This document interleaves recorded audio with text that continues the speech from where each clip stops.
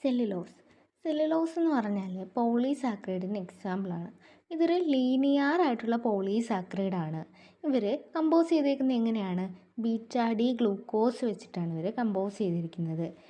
ഇതൊരു beta D ഗ്ലൂക്കോസാണ്, ഇതൊരു beta D ഗ്ലൂക്കോസാണ്, ഇതൊരു ബീറ്റ ഡി ഗ്ലൂക്കോസാണ്. അങ്ങനെ ഒരുപാട് ബീറ്റ ഡി ഗ്ലൂക്കോസിൻ്റെ ലീനിയർ ആയിട്ടുള്ള ഒരു പോളിസാക്കറൈഡാണ് നമ്മുടെ സെല്ലുലോസ് എന്ന് പറഞ്ഞാൽ. ഇനി ഈ ബീറ്റ ഡി ഗ്ലൂക്കോസ് ലിങ്ക് ചെയ്തേക്കുന്ന ഏത് ബോണ്ട് വഴിയാണ്? ഈ ബീറ്റ ഡി ഗ്ലൂക്കോസ് മറ്റൊരു ബീറ്റ ഡി ഗ്ലൂക്കോസുമായിട്ട് ലിങ്ക് ചെയ്തേക്കുന്നത് എങ്ങനെയാണ്?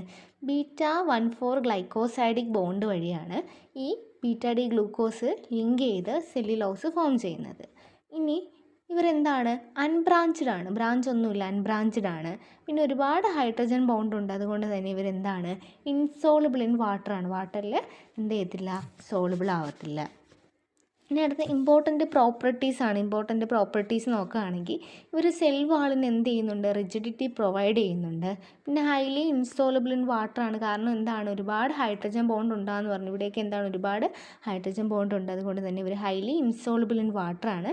പിന്നെ നമ്മുടെ ഹ്യൂമൻ എന്ത് ചെയ്യാൻ പറ്റത്തില്ല? ഇത് ഡൈജസ്റ്റ് ചെയ്യാനായിട്ട് പറ്റത്തില്ല. കാരണം നമ്മുടെ ഹ്യൂമനിൽ എന്തില്ല? സെല്ലുലേസ് എന്ന് പറയുന്നൊരു എൻസൈം ഇല്ല. അതുകൊണ്ട് തന്നെ ഇവർക്ക് എന്താണ്?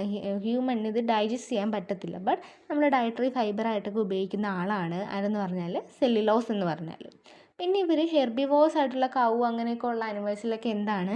ഇവർ ഡൈജസ്റ്റ് ആവാറുണ്ട്. കാരണം എന്താണ്? അവരുടെ ഗട്ടിലൊരു ബാക്ടീരിയ ഉണ്ട്. അതാണ് ഇത് ഡൈജസ്റ്റ് ആവാനായിട്ട് ഹെൽപ്പ് ചെയ്യുന്നത്. പിന്നെ ഇത് നമ്മുടെ പേപ്പർ പ്രൊഡക്ഷൻ, അതുപോലെ തന്നെ ടെക്സ്റ്റൈൽ പ്രൊഡക്ഷൻ, പ്ലാസ്റ്റിക്, ബയോഡിഗ്രേഡബിൾ പ്ലാസ്റ്റിക്സിൻ്റെ പ്രൊഡക്ഷനൊക്കെ വേണ്ടി ഉപയോഗിക്കുന്ന ആളാണ് സെല്ലുലോസ് എന്ന് പറഞ്ഞാൽ. ഇത് ഓരോ ബീറ്റ ഡി ഗ്ലൂക്കോസിൻ്റെ സ്ട്രക്ചേഴ്സാണ് കൊടുത്തേക്കുന്നത്. അപ്പോൾ ഈ ഒരു ബീറ്റ ഡി ഗ്ലൂക്കോസിൻ്റെ ലീനിയർ സ്ട്രക്ചറാണ് എന്തെന്ന് പറഞ്ഞാൽ നമ്മുടെ സെല്ലുലോസ് എന്ന് പറഞ്ഞാൽ. അപ്പോൾ ഈ ബീറ്റ ഡി ഗ്ലൂക്കോസ്, ഇത് first beta D glucose, second beta D glucose, അങ്ങനെ ഒരുപാട് ബീറ്റ ഡി ഗ്ലൂക്കോസ് ഉണ്ട്. അപ്പോൾ ആദ്യത്തെ ബീറ്റ ഡി ഗ്ലൂക്കോസിൻ്റെ ഫസ്റ്റ് പൊസിഷൻ, ഇതാണ് ഫസ്റ്റ് പൊസിഷൻ എന്ന് പറഞ്ഞാൽ. ഇനി അടുത്തതെന്ന് പറഞ്ഞാൽ ഫസ്റ്റ് പൊസിഷൻ ഇവിടെയാണ്. First, second, third, fourth. അപ്പോൾ ഇവിടുത്തെ ഫസ്റ്റ് പൊസിഷനും ഇവിടുത്തെ തേർഡ് പൊസിഷനും കൂടെ, fourth position, first, second, third, fourth position. ഇവിടുത്തെ ഫസ്റ്റ് പൊസിഷനും ഇവിടുത്തെ ഫോർത്ത് പൊസിഷനും കൂടെ ചേർന്നിട്ടാണ് എന്ത്?